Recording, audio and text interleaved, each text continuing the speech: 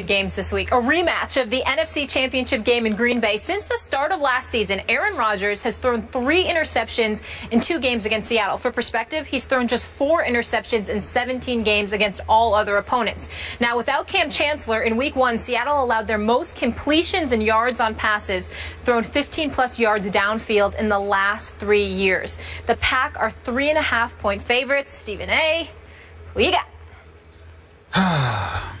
I'm rolling with that bad man. I know it. Aaron Rodgers. Shocking. They're at Lambeau Field. They're in Green Bay, Wisconsin. Get the jersey out. And more importantly, in all seriousness, Skip, all joking aside, I think Seattle's going to struggle without Cam Chancellor. I think this is the week that they decide that we know what, we got to find a way to work this out.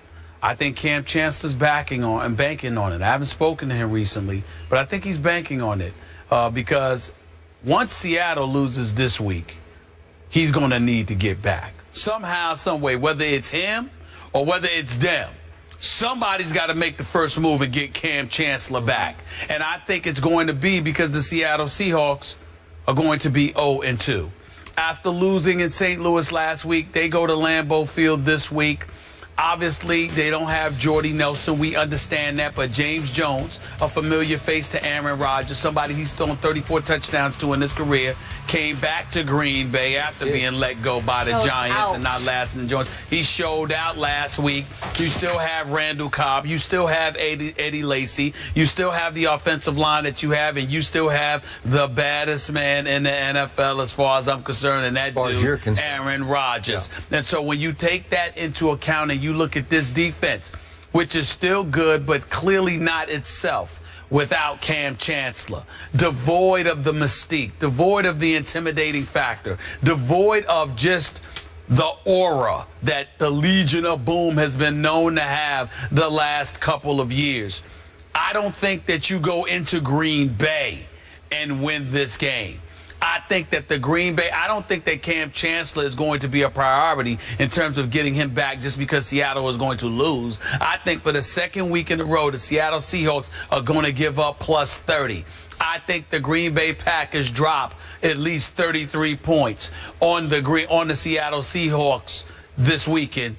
I'm picking Green Bay 33, Seattle 27, because I think Russell Wilson. You got a 27. Well, you got beast mode.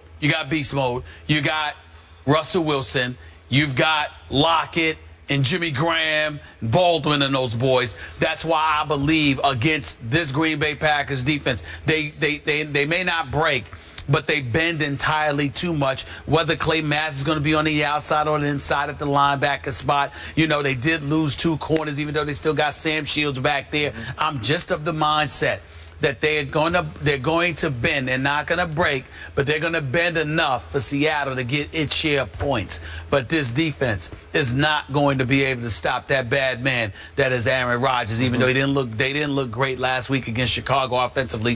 I think on their home turf, in their home opener, Aaron Rodgers and the Green Bay Packers offense shows up, and they drop 33 on Seattle. They win this game 33-27. Why are you smirking? I like your pick. I'm going to go with your pick and then some. I'm going to go Green Bay 30, Seattle 17. But I got to tell you, up front, Aaron Rodgers better be that bad man that he is. He better not be just bad against another NFC West team because he's lost 5 straight games to the NFC West. I think he's aware of that. He better be good instead of that bad, you know, just really bad man that he's been, especially in the second half at Seattle last year in the NFC Championship game. If he stinks it up again in this game, I'm going to be a holy terror sitting in this seat on Monday. I'm going to unleash on the bad man that is Aaron Rodgers. So he better not let me down this time because I'm all in on Aaron Rodgers. But you know what? We picked a lot of games for a lot of years on this show. And I will say, there's this little voice way back in the back of my head saying, careful, careful. This is the one game where everybody is saying, it's Green Bay all day, right? Isn't it the kind of game it's shaping up like that? Devil or angel voice, that's the question. I truly only believe that's the case because of the absence of Cam Chancellor. Okay, I get it. But sometimes games are too good to be true where Everybody says it's going to be this way because we all know Seattle's dissension racked. And we even had Marshawn's mom going after Darrell Bevel saying he should be fired. She wrote and modified her position. She modified. Just a touch. And she really knows what she's talking about. She didn't take it back, but she modified it. She softened it a little bit. She claims she does not talk football with her son, even though she has attended every one of her son's games going back to age 8. So I think she really knows her football. I don't disagree with her position. I disagree with her tweet or Facebooking about it. Right. I don't believe for 1 second that she does not talk football with her son, because any woman that talks sports is not going to stop just because your son is playing on the team. You're going to talk football with him because he's on the team. That's a whole other issue.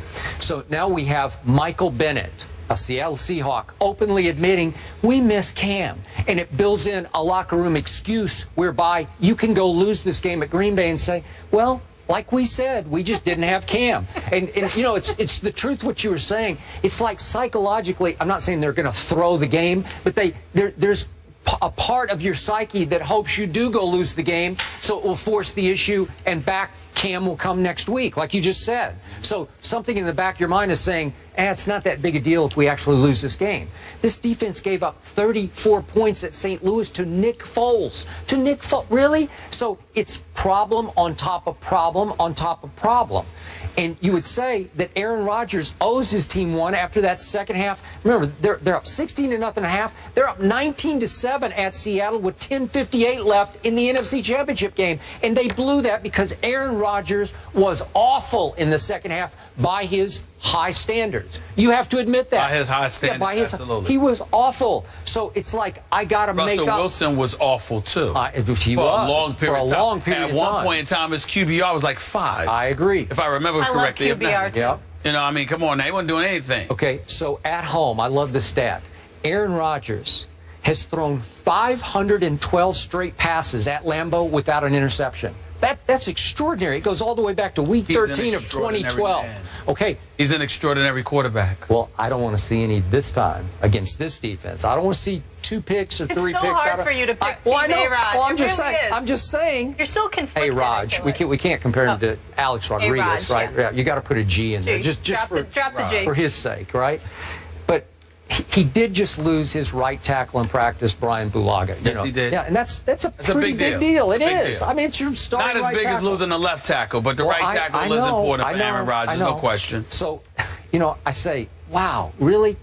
Could this be the flip-flop of what everybody is thinking? No, it can't be. So I have conviction with my pick. I think it will be decisive by Aaron Rodgers, with James Jones. Well, you got to remember, I'm decisive about Aaron Rodgers. Okay. I think he's the best. I don't think I've ever seen anybody throw a football like he throws a football. Except for Tom The flip Brady. side, no, not except for Tom Brady. Oh, please. I don't feel that way. Oh. I don't feel that way. More athletic than Tom Brady. Absolutely. But the flip side is that defensively, Green Bay has always been suspect to me.